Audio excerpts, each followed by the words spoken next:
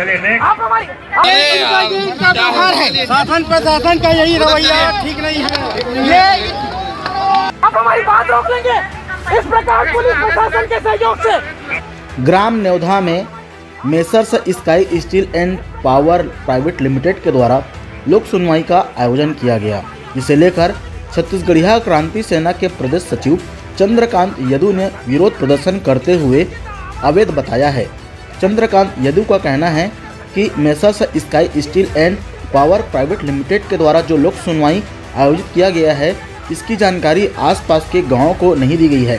यह अवैध रूप से लोक सुनवाई आयोजित किया गया है।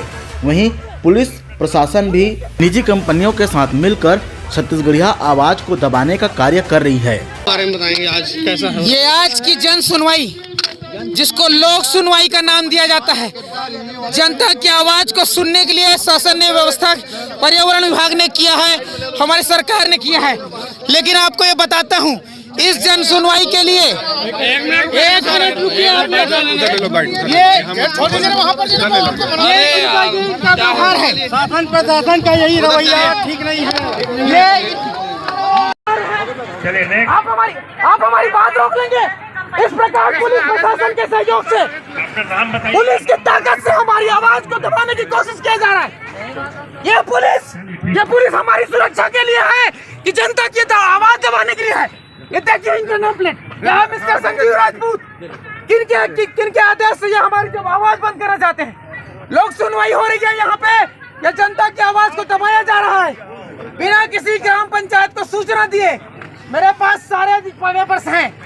यहाँ के आसपास ना ही रिंगनी ग्राम पंचायत को इसकी सूचना है यहाँ की जन सुनवाई को। ये देखिए, एक मिनट आप बाइट में बता दीजिए। बारे में बताएंगे आज कैसा है? ये आज की जन सुनवाई, जिसको लोक सुनवाई का नाम दिया जाता है, जनता की आवाज को सुनने के लिए शासन ने व्यवस्था पर्यावरण विभाग ने किया है, हमारी सरकार ने किया है। लेकिन आपको ये बताता हूँ, इस जन सुनवाई के लिए एक मिनट रुकिए आप